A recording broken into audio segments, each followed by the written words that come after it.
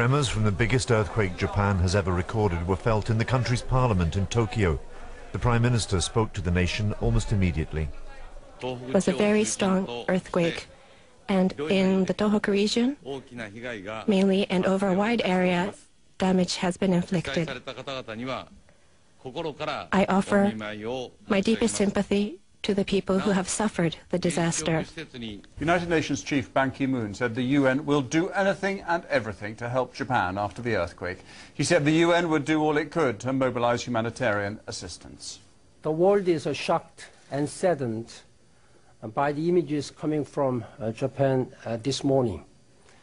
On behalf of the United Nations, I want to express my deepest sympathies and heartfelt condolences to the Japanese people and government, and most especially those who lost family and friends in the earthquake and subsequent tsunami.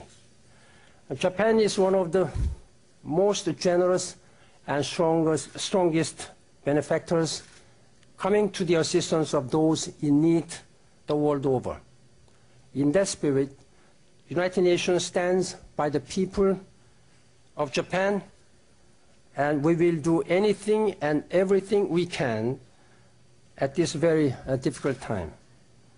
We will be watching closely as the aftershocks are felt across the Pacific and Southeast Asia throughout the day. I sincerely hope that under the leadership of Prime Minister Kan Naoto and the full support and solidarity of the international community, Japanese people and government will be able to overcome this difficult time as soon as possible. Now we're joined here in the studio by Valerie Amos, the United Nations Head for Humanitarian Affairs and Emergency Relief. Valerie Amos, so Ban Ki-moon, the UN Secretary General, says every effort is going to be made to help Japan. What is the United Nations doing at this stage? Well, we have over 72 search and rescue teams on standby to assist Japan. Japan have said to us that for the time being they will accept help from the United States, from New Zealand, Australia and from the Republic of Korea. We have to remember that regrettably this is a country that has had a lot of experience at this. They have put a lot of preparedness measures in place. Over 900 people have already been sent to the area from within Japan itself. So they are the ones who are in control of this, and they will let us know what they need. And apparently they have asked for assistance, obviously, haven't they? I mean, a country like this, as you say, Japan, that is relatively well prepared, it can do a lot, but presumably when the catastrophe is on such a large scale, it's inevitably going to be asking for outside help. Well, obviously. I mean, the scale and depth of this is something that they've not experienced before. And I am really worried that if you look across the world, we are seeing with these disasters and environmental crises, they're deeper, the scale of them is much, much greater now than it has been over the last few years. It's really testing our capacity. It's testing the capacity of countries, but it's testing the capacity of the international community to respond. And Valerie Amos, the initial hours in the rescue effort are the most crucial, aren't they? Absolutely critical, and that's why preparedness measures, local communities knowing exactly what to do, the local authorities supporting those communities, it's those communities that save lives initially. This disaster and the scale of it, the number of people who've lost their lives, clearly looking at those pictures on our television screens, there is going to be a lot more to be done over the next few days. And what are the main challenges then in trying to ensure that those people who can be rescued, because there are hundreds missing, what are the main challenges in your view? Well, obviously speed. You want to get to these people as quickly as possible. What we know is that transport links are out, electricity is out, gas is out, so they're dealing with an incredibly difficult situation. And with the tsunami warnings across the region, we won't know until about 12 o'clock GMT tomorrow what is actually happening elsewhere. Those tiny little Pacific islands. I've heard that Midway Island in the Pacific, that they had some pretty large waves, but other islands have stood down their alerts. It's moving towards the South American coast. Colombia are looking at their own warning systems, so it's not just Japan, it's the whole region. Okay, Valerie Amos. Well, dozens of countries have already offered to help the Japanese. The United Nations says Japan has just requested help from some international search and rescue teams. Here, the Queen has sent a message to Japan's Emperor to express her sadness at the loss of life. And President Obama and David Cameron also extended their sympathies to the people of Japan. Had a terrible reminder of the destructive power of nature, and everyone should be thinking of that country and their people, and I've asked immediately that our government should look at what we can do to help. In response to this catastrophe, the world has stepped in with offers of help. Search and rescue teams from 45 countries are on standby. President Obama described the images coming out of Japan as heartbreaking and offered any assistance necessary. Our North America editor Mark Mardell has more now on this outpouring of international support. Japan is one of the richest countries on Earth, but even so it will need help overcoming a disaster of this magnitude.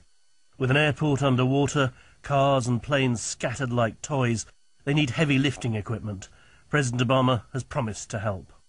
The images of destruction and flooding coming out of Japan are simply heartbreaking. On behalf of the American people, I conveyed our deepest condolences, especially the victims and their families, and I offered our Japanese friends whatever assistance is needed. The President was woken at 4 in the morning to be told of the disaster. He seems more comfortable taking the lead on this than he has over Libya. A US aircraft carrier is based in Japan, along with 38,000 American troops. Now he's sent another aircraft carrier and 4 other ships, including the 7th Fleet's command vessel. The US military has had practice. There was a big mission after the earthquake in Haiti.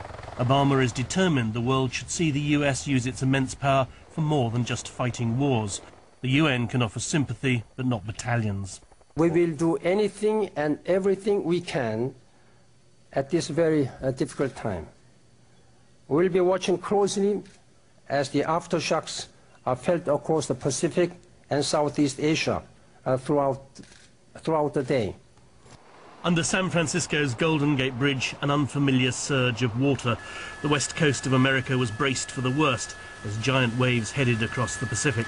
People were told to get to high ground. So far, several ships and docks have been smashed. The first concerns are about Hawaii.